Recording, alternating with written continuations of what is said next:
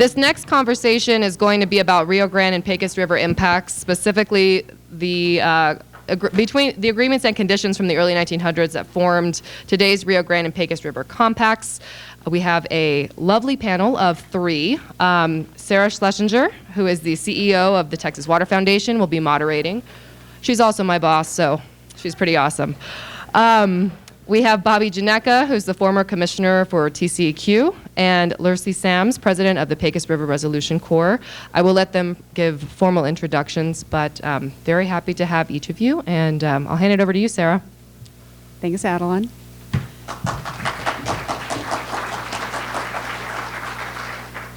How y'all doing? Can you hear me okay? Wonderful. Yes. All right.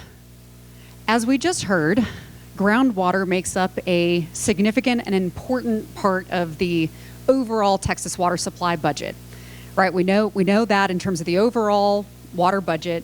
We also know that a good portion of our surface water is also informed by the availability of groundwater. And nowhere do I think we find that relationship is more evident or more delicate than right here in the Trans-Pecos. Ephemeral springs give rise to some of our last pristine river segments and are certainly a significant portion of the flow of even our mightiest rivers as well, who are still struggling to survive. So today's panel has the great privilege of, I think, being the only river-focused panel in this conference, representing the views of rivers in West Texas and connecting them to perhaps the big and complex conversation of what's happening downstream. So again, joining us today, we've got former TCEQ Commissioner Bobby Janecka, and we're very fortunate to have Lourcey Sams, who's the president of the Pecos River Resolution Corps. Give him a big round of applause.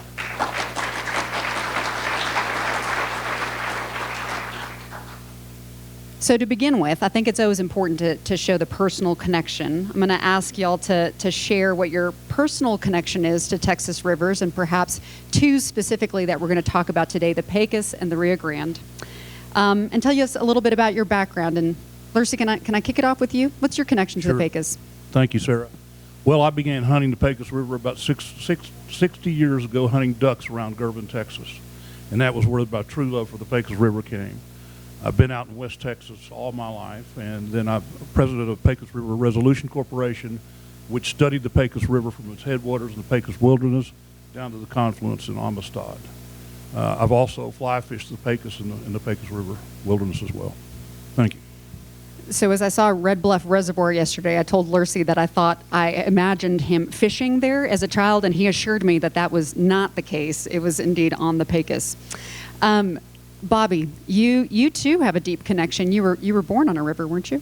I was grew up in Victoria, born on the Guadalupe River, but I've got a slightly stronger connection with the Frio River, clear across the state. My family has been doing our level best to add to the pollution in that river every summer for 74 years, and we're by way of sunscreen. As much as we can slather on ourselves. I'm the rock creature in the shade, but I've really been grateful to be able to work far closer with the Pecos, with the Rio Grande, with many of the bigger and more prominent Texas rivers for this region in my role as the border commissioner. TCEQ divvies up and assigns certain issues and assignments out for convenience, for minimizing the confusion on the public when they want to come harass or get angry or upset at one of the state agency leaders. And I was really privileged to get to be the border commissioner while Texas and the United States, Mexico were all really haggling during a critical period of time with the 1944 treaty. So learned intimately a lot of the issues governing the Rio Grande.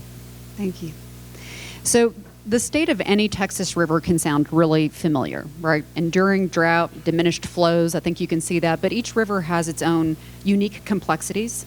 And in the case of the Pecos and the Rio Grande, even compounding complexities. So I'm going to ask each of these panelists who have deep and intimate knowledge of these rivers to talk a little bit about what the rivers are up against, what's the current state of affairs, and Bobby, I might start with you on the Rio Grande. What's it up against? We're facing some significant headwinds, and are we going to get to the question of the history and where did am I mentally? We're going to get there. Yeah, we're just going to start with. Let's just start with what you're seeing as the challenges. We're looking what's state going of the on? river today. It's really desperately dire. We were on track to hit the lowest record of ever of Mexico delivering to the United States in the 5-year cycles, the 5-year segments, absent action by Mexico in the final year of the treaty. They altered the line. You can pull up and see the different lines of how much volume they deliver over the 5-year period, and ended third worst, third from the bottom, by throwing everything in the kitchen sink in the very end of the 5-year cycle. And so I think it's very clear to everybody that at this point we're really up against a very difficult, there's no more water and too much need. And overall, in terms of flows, the Rio Grande, for those who haven't traveled downstream recently and seen it, what does it look like these days? It's hurting. It's decidedly struggling, and I think we'll, as we'll see, looking at that, not just the lack of contributions from Mexico, but the IBWC, in the time that I was working at it, they responded to requests and questions from the Texas public. What's going on from the Texas side of the river, the U.S. flows, and even on that side, it's an even starker absence in historic data. IBWC staff found that was closer to 2/3 of the actual supply for the lower Rio Grande Valley depended on Texas flows. So I think the Pecos and Devils River are just as important pieces to look at. Yeah. And so we're going to talk more about that. But before, in terms of the Pecos, Lourcey, nobody knows this river quite as well. What are you seeing? What's the state of the river? How's it changed? Well, I think it's worse than I've ever seen in its history. It is actually historically worse than it's ever been in its history. There are large parts of the Pecos River in Texas that are dry. It's dry at Interstate 20 there at Pecos. It's dry at Girvan, Texas. I crossed it today a little bit north of Imperial. It's dry there. I've never in my lifetime seen the river in this bad a condition. It's really in poor condition.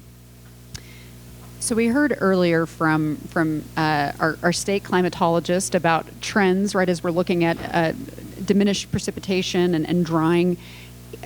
If I could ask y'all to talk a little bit more about the challenges of the river beyond just diminished flows, what else would you point to, just kind of generally? Bobby, you were starting to hint at groundwater, and I know we're going to get into that, but what else are you seeing as challenges on the river? Water quality? Salinity, water quality are high on my list. I think the unknowns related to salinity and the sources of salinity along the river offers a lot of opportunities to really improve where we need a better understanding. There's long been a lot of fingers pointed at Murillo Drain. El Murillo Drain in Mexico will prevent a vast majority of the irrigation, agricultural irrigation that occurs all at once, all across all the fields in Mexico, will lead to a tremendous outpouring of salt into the Rio Grande from the primarily Mexican basin. And the drain that diverts and discharges all of these very high salt waters into the Gulf is perennially underpumped, under-maintained, overfilled, overflowed. And the historic perception from the Texan voices largely was that's the source, that's the culprit of where these high salty outfalls will occur. And you can see evidence of farmers with their fields stock and shock from the salty irrigated waters. I think it's a little more complicated than that. A salinity study that TCEQ participated in among all of the parties involved in the discussion really started to highlight and point to a very discernible unknown quantity that suggests groundwater from post-rainfall. You'll see spikes of salinity that really represent the immediate surface runoff, but then it ticks up discernibly. If rainwater recharges the very localized alluvial region around the river, you get a hyper factor of salt moving into that river for that period of time while it's making open contact with water, saturating it. So there's a lot more complexity there. So speaking of salty rivers, you're talking about the Pecos. I might be talking about the Pecos. Well, as everybody might know, the Pecos, when it flows out into Mexico into Texas, flows over the Malaga salt flats and creates a real salty river at that point. But compounded to that, Red Bluff, which was built in 1937, has not released any water out of Red Bluff now. It provides for no environmental flows, so there's been no release for 3 years. And then you have that salt water going into that compound, and then you have evaporation in that compound, and it just gets saltier and saltier. So ultimately, when the water is released, it's going to be some of the saltiest in the history of the river. But it's naturally a very salty river in the first place, at least in Texas. In New Mexico, it's a completely different river. It's a very freshwater river. It comes off Snow Mountain out of the Pecos wilderness. Good. And as it gets closer to Lake Amistad, there's some spring flow on that side as well, isn't there? That is correct, and you will see some water in the Pecos River as you get south of Iran, as you get more towards Amistad. I believe this beautiful photo is supposed to be close to Iran, isn't it? Is this what the Pecos looks like up by Red Bluff? No, it does not. I mean, it looks like it winds like that, but there's no water in it. Okay. So while different in scale and complexity, both the Pecos and the Rio Grande are unique in that they both have unique management doctrines and legal doctrines, multi-state compacts, international treaties. How many of you are familiar with the international treaty that governs the Rio Grande? How many of you were aware of the treaty before it became politicized last year? Oh, good. That's great. Once scarcely known, but certainly with worsening droughts, severe downstream impacts, and the introduction of produced water into the conversation as well, I think international treaties and compacts have made their way into public attention and politics for sure. So in order to kind of cover the bases wide here, we want to start with just kind of giving an overview of what these treaties and compacts are. And kind of what's going on with them, the challenges. So I'm going to start with the international treaty, which forms not just the southern border of this state, but in fact also of the nation, right? This is a really large, complex system to consider. Bobby, when was the international treaty created? Why was it created? Under what conditions? And then million-dollar question, is it working? Obviously, the name gives it away a little bit. Thankfully, I've got that hint for me. 1944 Water Treaty was signed right in the midst of the excitement of World War II, and I think that it was a great achievement from the U.S.'s perspective of indicating to the world, the West is united, the good neighbor policy, don't you try it again, Zimmermann telegram, Germany. But I think there really were bigger concerns in terms of you had Amistad and Falcone both contemplated, and construction was slowly but surely making its way forward. And the questions, the urgent questions of how will we govern and allocate and apportion these waters was really burning on everybody's minds. And the treaty helped balance and bring in the other half of the U.S.-Mexico relationship, which is all the Colorado River Basin, 7 U.S. states, and Mexico as the recipient of the water, and then Mexico and Texas as the reversed. Mexico provides, we receive. And I have to say, I'll just cut right to the chase at the very end of it. Is it working? I think there's a big piece of dissatisfaction from Texas where we're feeling absolutely outweighed in importance and in scale in the halls of Washington, D.C. by 7 U.S. states, double 14 senators, way outnumber us in terms of importance and issues and matters.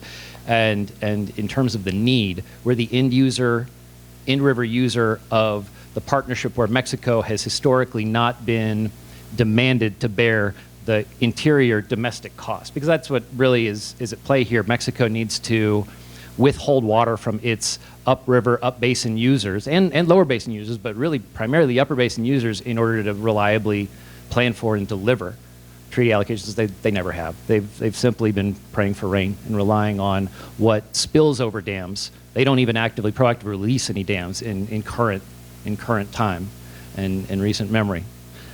So this trend, I'm borrowing from you, has obviously resulted in a significant amount of political pressure, which during your time as TCEQ commissioner and border commissioner, you were navigating the introduction of new minutes, right, which are legal instruments as part of the treaty. There was a big update that happened just recently, right? The president has applied some additional pressure. What's the recent on it, Bobby? I think it's a really exciting opportunity to take Mexico at their word and try to start to build trust. They said that they would remain committed to paying off the debt, which they realized by concluding the 5-year cycle and didn't deliver the full volume that the treaty called for during this coming 5-year cycle on proactively, very specifically, an annual basis. They will aspire to pay the full share that they owe each year. And that's an improvement from what the treaty says on its face. It's a 5-year average, but it's always the proof in the pudding.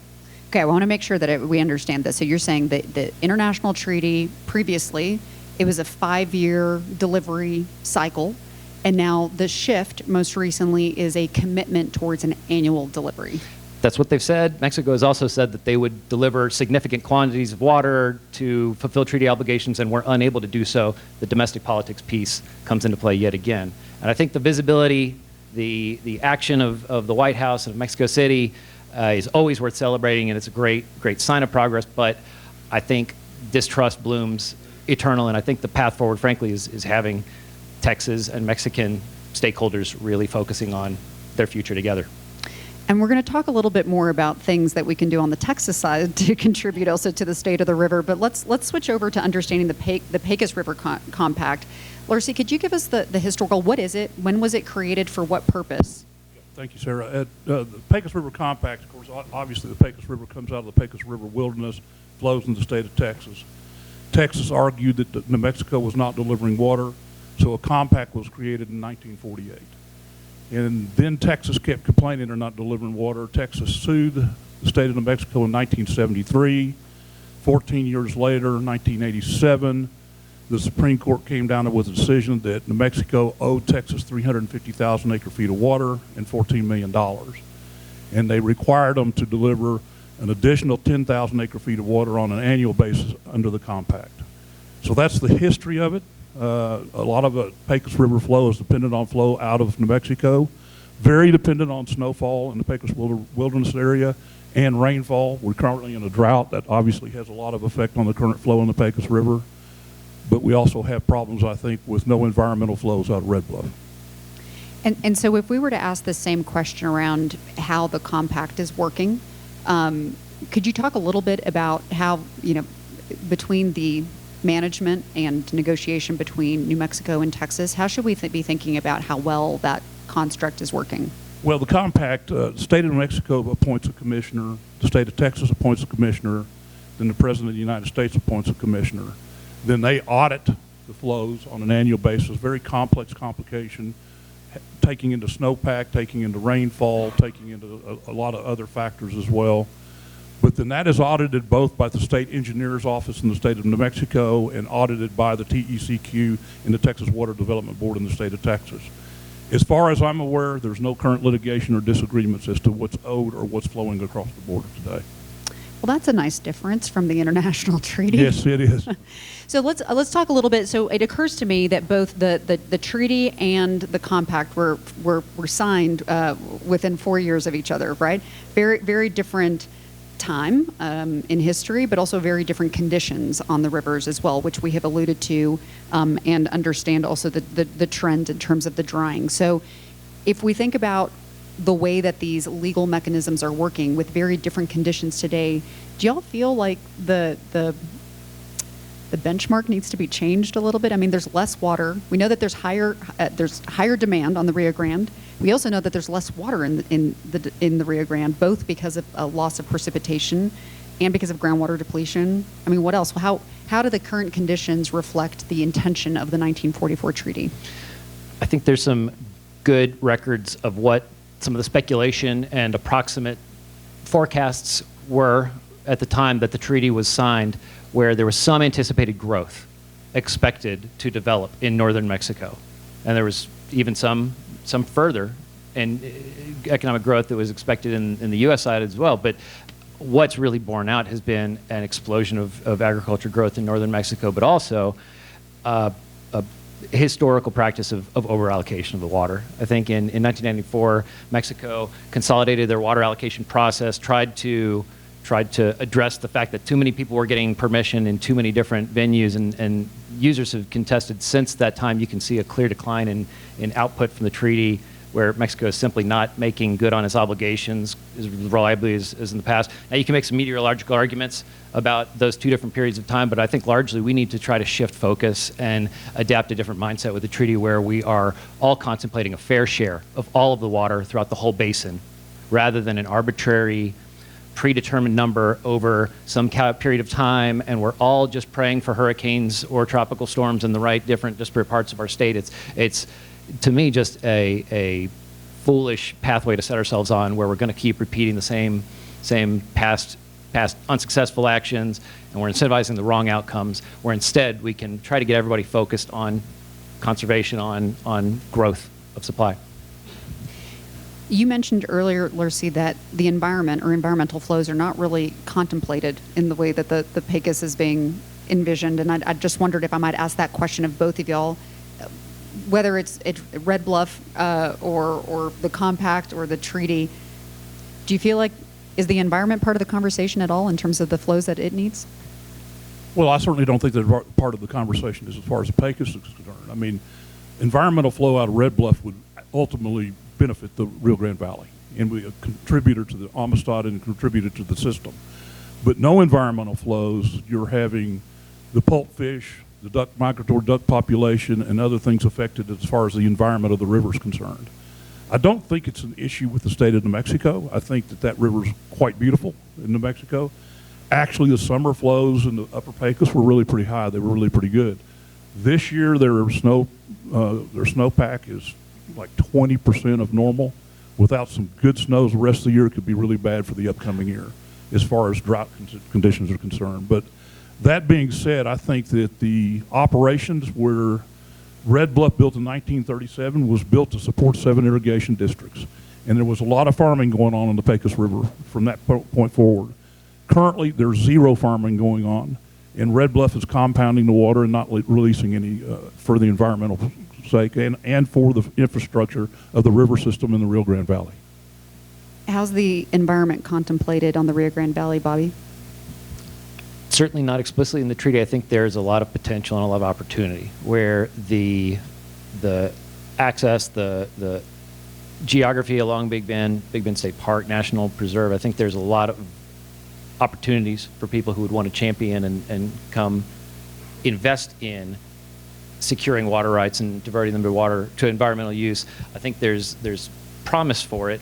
I think there's a need where we've seen when irrigation in the lower valley ceases, when agriculture is unable to call on water, perhaps it's not there, that becomes very apparently the lifeblood of the Rio Grande Valley itself, where the cities are relying on that water to carry their deliveries to them. They will have to then order more water to get the same amount. They have to order extra, called push water, just to carry theirs to them. It gets a free ride on the irrigation water when it's flowing. When it's not flowing, it quickly becomes a dire, drying system, and in e-flows really fills that constant need. So here's where we come to kind of in the last couple minutes of this panel, because I think it's impossible to talk about any river without talking about upstream and downstream impacts, and particularly as we contemplate the Trans-Pecos region, groundwater usage. There's a lot of complexity here that goes all the way down through the Rio Grande Valley. And while water may flow upstream towards money, impacts always go downstream, right? These 2 rivers sit in between 2 really powerful economic generators for the state of Texas, right? Oil and gas production and our agricultural and industrial development in the Rio Grande Valley as well. Can y'all talk a little bit about what you're seeing as possible solutions or opportunities or things we need to be contemplating for the downstream impacts, both for the Pecos and for the Rio Grande, sitting right here in the Trans-Pecos? It's a huge question. I think one clear contrast in my mind as I've looked and seen a closer discussion of the Pecos and talking with Lourcey for this panel, it's one stark difference is just the dependence on the Rio Grande water supply for drinking water supply. 90% of the water supply of the communities that live in the lower Rio Grande Valley are entirely dependent on surface waters in the Rio Grande. Some of the communities have diversified and begun to build secondary, tertiary supplies, but virtually the entire population are reliant for their drinking water on that surface water supply. And I think that we can't separate those 2 issues. It is ultimately a highest, most critical impact and need for that end of the river community, where the upstream users, the Chihuahuan, northern Chihuahuan farmers, they really rely on the river for a different economic point, but this is really recipe of life. And just to put a fine point on that, as we've discussed the impact of groundwater depletion in this region, right, both in the Pecos and in the Rio Grande, and the impact that it then has on the water that's available going into the Rio Grande Valley, I mean, just draw a little bit more of a fine point on what's happening here on water supply down in the Rio Grande Valley. They're tapped out. And I think we see even in the adjacent municipal center, Corpus Christi, they're even more tapped out. And the water right process. There are no more water rights. There have been none written, none issued from TCEQ for a surface water user out of the Rio Grande Valley unless it was for a very specific, very niche flood control purpose. It is a fully allocated, fully tapped out system. Now, this is a very different situation on the Pecos, right? You made this point about there isn't a municipal need. No, there's not a municipal need. And, the Red Bluff system was built for agricultural need, and it's currently not in use. But the river, when it does flow, it does have an alluvium, and that alluvium will charge. And when you have drought years and the river goes down, the alluvium will get back to the water system. So I think it's critically important that water gets back in the river somehow. Besides a rain event, besides a hurricane event, we need environmental flows. So I want to ask the question of, there's similarities between these rivers, there's connection. Are the issues fundamentally the same? What are the issues? What are the opportunities? Well, I think they would have to be similar in that the Rio Grande does flow out into Mexico, into state of Texas as well. So both rivers do that, so they're very similar in that sense. So goes the snow impact in New Mexico, so goes the water in Texas, or the rain in New Mexico, the water in Texas. And it's important that both those compacts live up to what they're agreed to do. I'm inclined to agree, and I think the point that you just made, where our contention with New Mexico that we're hopefully getting resolved of and out of ongoing Supreme Court litigation on in terms of their alleged overuse of groundwater, depleting and affecting our surface water inflows along the river, I think it's clear that we can't deny there are connections all throughout. And key differences? The biggest difference really is just having the power and possibility of being governed by an international treaty that lets two appointed individuals reach an agreement, and bam, we can completely alter the course of our two countries and this water system. We don't have to go back to the Senate in D.C. or to Mexican Congress in Mexico City, but that's also the problem. It's the complexity of basically it's kind of a marriage. So let's end here, because I asked y'all to contemplate what you hope for the Rio Grande, what you hope for the Pecos, based off of the marriage, Bobby. Or go ahead, Lourcey. Well, for me, I'm sounding like a broken record here, but an environmental flow out of Red Bluff, ultimately a real dream would be a topwater flume to bring fresh rainwater off that reservoir into the river and make a better quality river. I waited because I liked your answer so much. I'm going to steal you in, and I want to add to that. I'd love to see Texas contemplated and included in the Mexican water planning process. They're an actual user that the treaty deliveries gets accounted for with some number every year when they go through the exercise. But I think environmental flows, that potential, exploring that and highlighting the criticality of the health of the river stem, headwaters to outfall is so fundamentally different. We're not working with data where we actually know how that fully charged, fully hydrated stem performs in terms of what is possible. So it sounds like a lot more data, a lot more state-to-state cooperation. We're very fortunate to have both of you working on this issue. Thank you for joining us today and kind of weaving together a thoughtful panel. We are going to give participants back 2 minutes towards their break, because that's how generous we're feeling. But I did want to say that for those of you who are interested in learning more about what's happening on the Rio Grande and some of the different stakeholders that are deciding what the future of the river might look like in 2050, we will be publishing a report here pretty quick. And by pretty quick, that's me saying I don't know exactly when, but within the next week, with a summary from the binational symposium that occurred in McAllen, Texas, just this past fall, with a number of these important stakeholder groups. So stay tuned if you're interested in learning more. And with that, join me in thanking these wonderful panelists.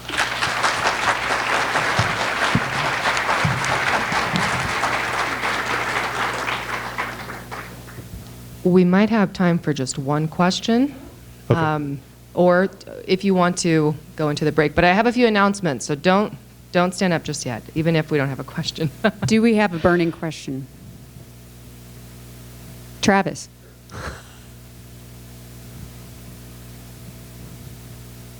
Question for Bobby.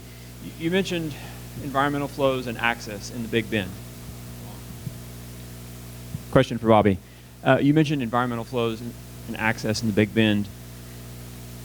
I understand our federal government's considering building a border wall in that area that will potentially exclude us from the river and cede it to Mexico, essentially. Is there anything in these compacts that might address that legally? Number one, and number two, what would be your concerns if that comes to fruition? I don't think I can point to any particular concerns. I think seeing where the different decision makers are aligned, they will fall into a posture of collaboration on that, making it work. The treaty does give IBWC oversight and some control over retaining access to getting in and accessing measurements in the river, things like that.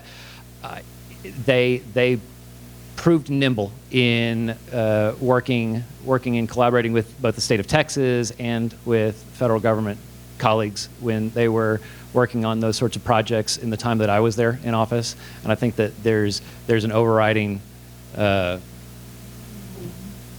circus coordinating that I would expect that it would continue to be collaborative. If we experience future changes of administration, and that certainly could muddy those waters dramatically. Okay. If you have additional questions, please find our lovely panelists at the break. And let's give them a hand one more time, and then I have a few announcements.